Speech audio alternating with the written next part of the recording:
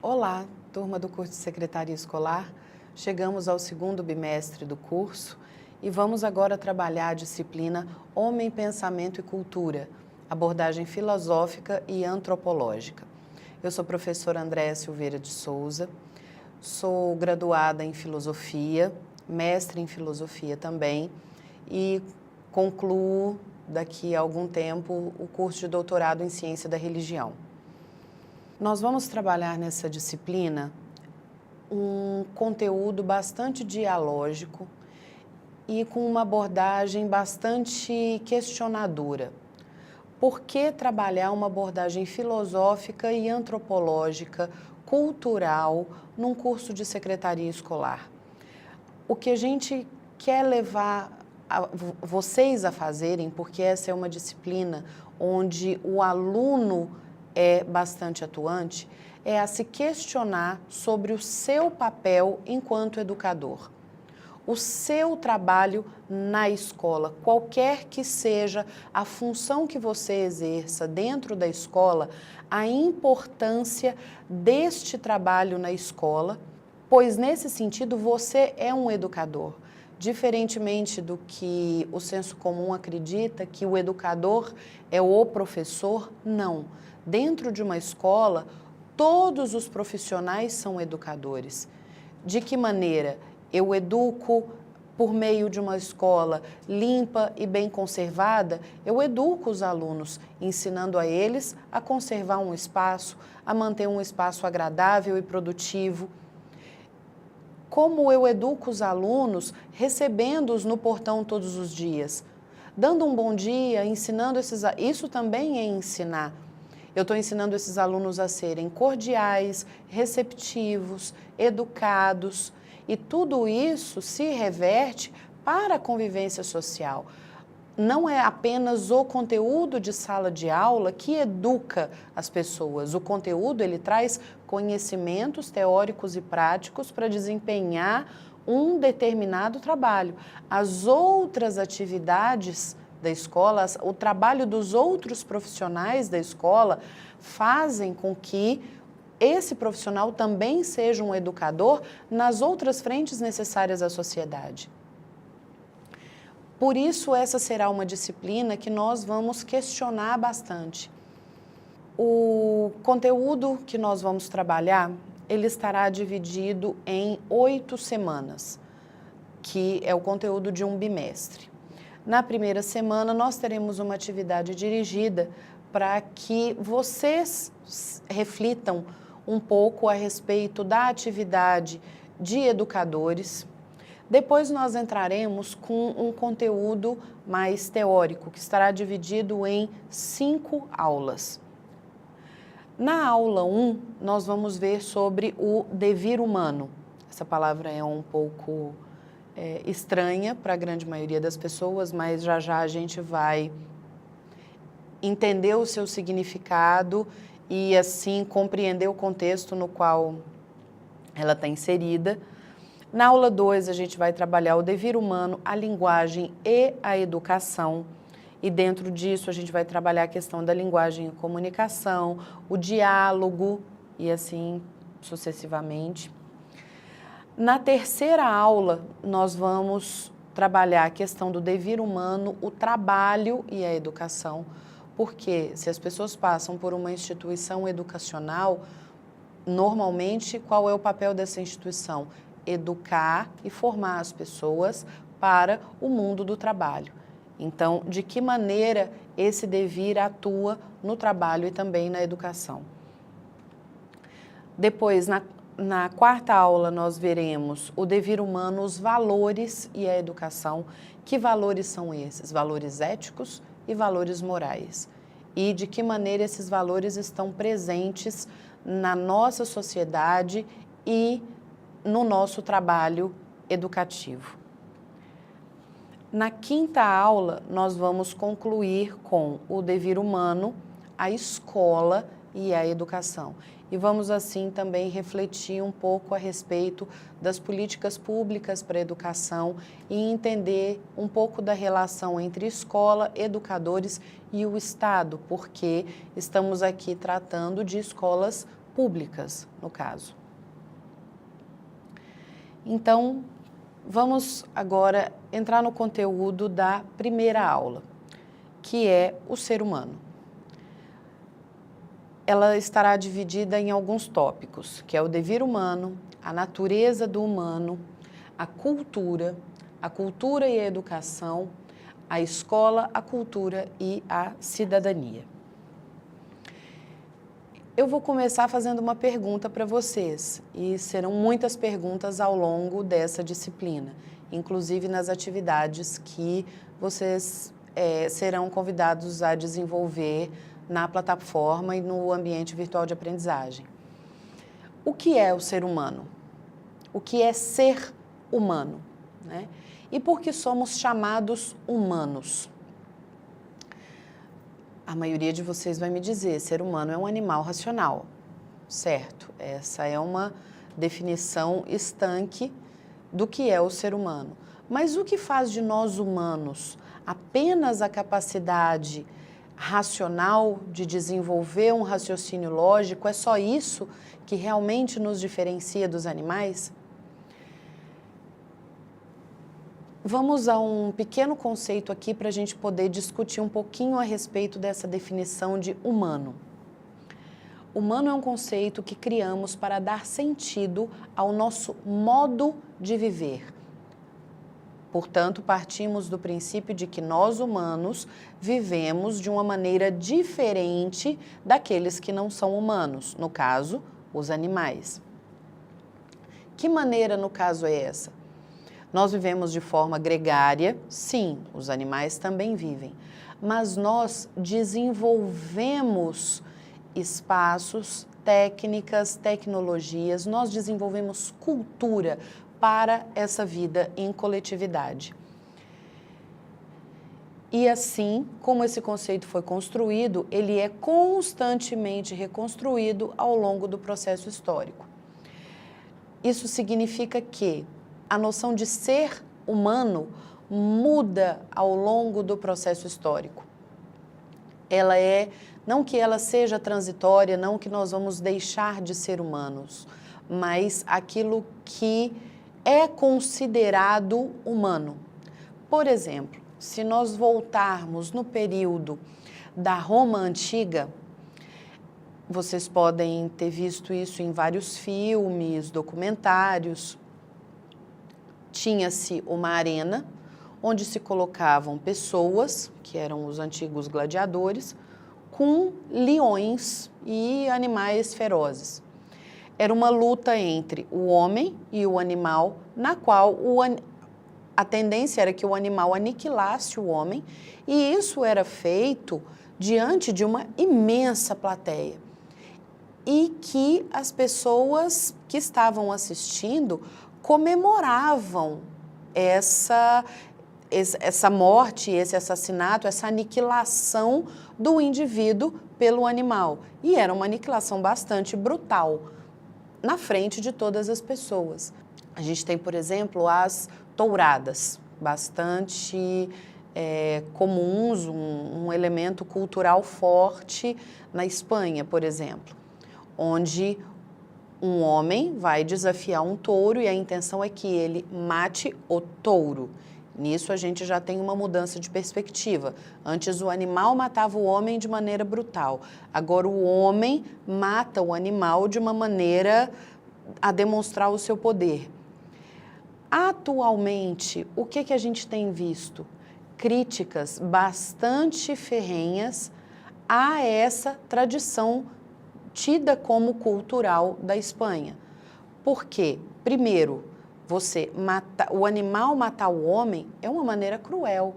Principalmente cruel não era a morte, era o prazer das pessoas que estavam assistindo em ver aquela outra pessoa ser morta daquela maneira. O que é que leva as pessoas a verem um semelhante ser assassinado daquela maneira e isso ser motivo de prazer e aplausos? Então, tá bom, aí a gente passou para o homem aniquilando o animal, né? Passa a ter um respeito maior pelo ser humano, pelo indivíduo. Então, na tourada, o homem mata o animal.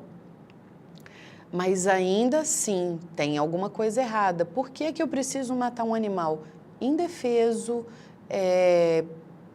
que em tese não fez nada para ninguém, e que isso também seja motivo de prazer para as pessoas que estão assistindo?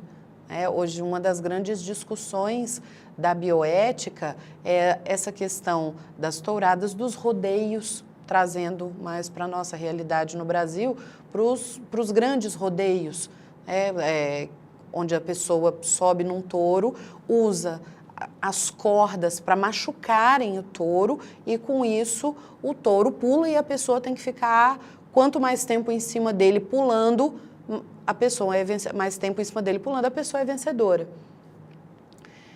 E discussões de que isso não é justo com o animal. Então, isso não é justo com o indivíduo. Nós já estamos num terceiro momento na contemporaneidade. Isso não é justo nem com o homem, nem com o animal. Então, a noção de humano está mudando ao longo do processo. Quanto menos você fizer mal a um semelhante, melhor é a visão de humano que você tem. Então,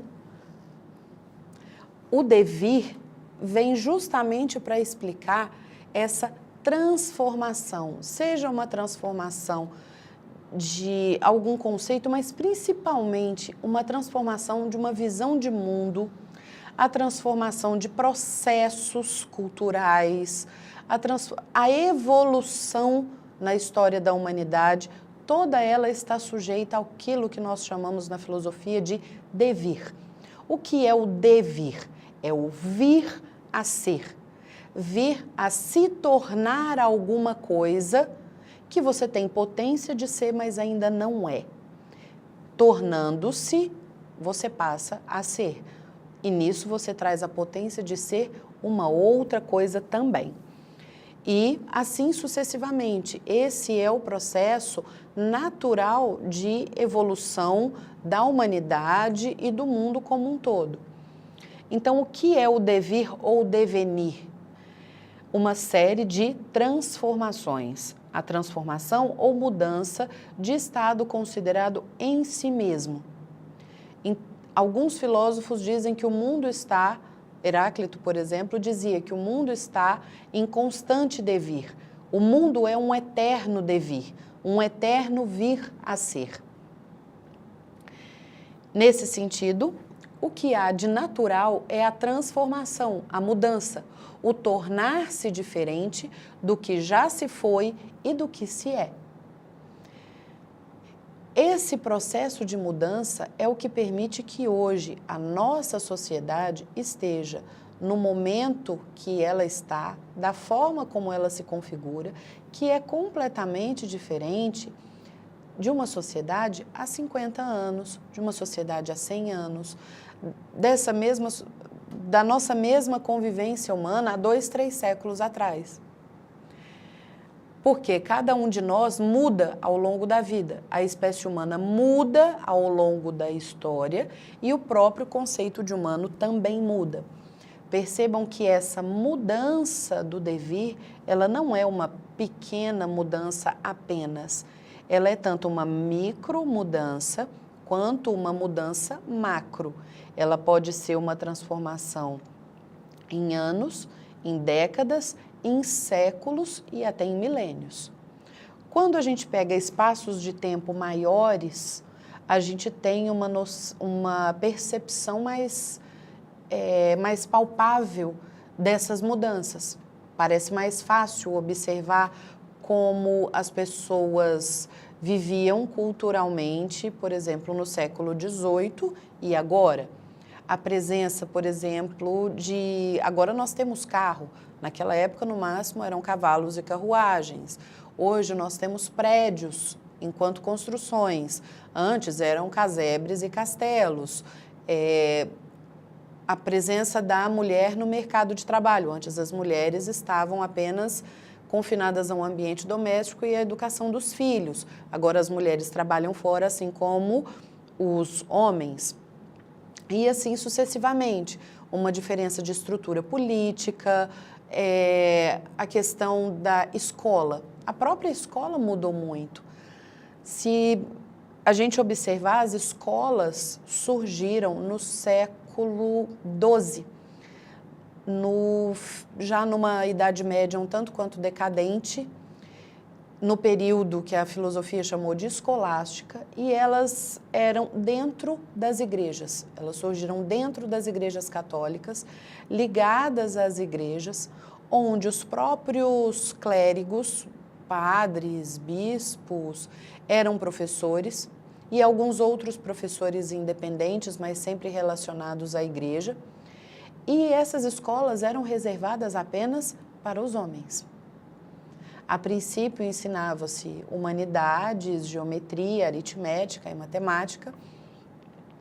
Com o passar dos anos, essas escolas foram recebendo as outras ciências, por volta do século XVII, século XVIII, chamadas as ciências naturais, que hoje a gente conhece mais como física, química e biologia, e, posteriormente, mais algumas ciências humanas.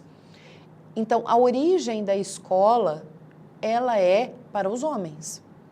Apenas os homens eram educados porque apenas os homens iam para o mundo do trabalho. As mulheres estavam reservadas à vida privada. Com a Revolução Industrial, onde a mulher começa já a sair para o mercado de trabalho, mas algumas poucas, de uma camada social bastante carente, por uma necessidade estritamente econômica. Posteriormente, por volta dos anos 50 e naquela revolução da contracultura mais fortemente nos anos 70, já do século XX, aí que nós temos uma definitiva saída da mulher para o mercado de trabalho, uma presença bastante considerável dessas mulheres dentro das universidades enquanto alunas, dentro das escolas de formação do que a gente conhece hoje como nível médio, porque antes as mulheres era reservado apenas o nível fundamental, presença no nível médio, nas universidades, e assim uma capacitação dessas mulheres por desejo próprio de participar do mercado de trabalho.